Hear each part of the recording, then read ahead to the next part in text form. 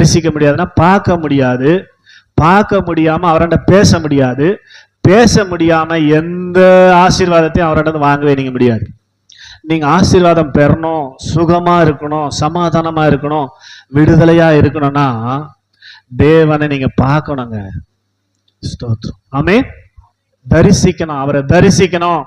அவரை தரிசிக்கிறதுக்கு ஒரே வழி, ஒரே ரூட் என்னன்னா ஸ்தோத்திரம், பரிசுத்தமா இருந்தாதான். ஆமென் சொல்லுங்க. அல்லேலூயா.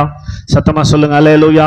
அதனால இந்த அருமையான மாலை நேரத்தில் நாம் தேவ சமூகத்தில் கூடி வந்திருப்பது ஸ்தோத்திரம், பரிசுத்தம் அடையும்படியான வழிகளை கற்றுக்கொண்டு பரிசுத்தம் அடையும்படியாக நாம் கூடி வந்திருக்கிறோம். ஆமென். அப்படிதான். அல்லே சொல்லுங்க. அல்லேலூயா. அப்ப எப்படி நாம் பரிசுத்தம் அடைய முடியும்? பரிசுத்தம் அடைந்தாதான் அவரை பார்க்க முடியும்.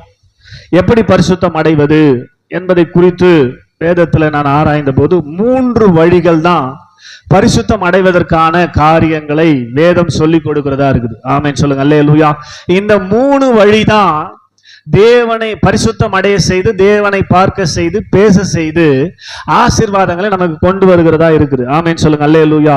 1 யோவான் 1வது அதிகாரம் 7வது வசனத்துல அப்போஸ்தலனாகிய யோவான் சொல்லும் போது மேற்பகுதியில் இப்படியே சொல்றார். என்ன சொல்றாரு பாருங்க. ஸ்தோத்திரம், அவர் ஒளியில் இருக்கிறது போல. ஸ்தோத்திரம்.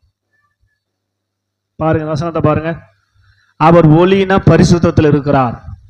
பிதாவாகி தேவன் பரிசுத்தத்தில் இருக்கிறது போல நாமும் பரிசுத்தத்திலே நடந்தால், பரிசுத்தமாய் நடந்தால் நாமும் பிதாவும் ஒருவரோடு ஒருவர் ஐக்கியப்பட்டிருப்போம், இணைந்திருப்போம், உறவில் இருப்போம்.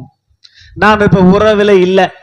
ஸ்தோத்திரம். நாம் இப்ப உறவுல இல்ல. உண்மைதான் அது. ஆமென் சொல்லுங்க. அல்லேலூயா. பிதாவோடு உறவு கொள்ள முடியல. கடந்த 9 மாசமா போராடி கொண்டிருக்கிறோம். பிதாவாண்ட உறவு கொள்ள முடியல. ஏன்னா அவர் எதிர்பார்க்கிற பரிசுத்தம் உங்களுக்கு இல்லை. வேதம் அழகா சொல்ல மல்கியா நீங்க வாசித்து பாத்தீங்கன்னா அவர் சிநேகிக்கிற பரிசுத்தம் இருக்குது. அவர் பரிசுத்தத்தை சிநேகிப்பாராம். நம்முடைய ஆண்டவர் யாரு? பரிசுத்தத்தை சிநேகிப்பார். அப்ப நீங்க பரிசுத்தமா இருந்தா உங்களை சிநேகிப்பார். ஆமென் சொல்லுங்க. அல்லேலூயா.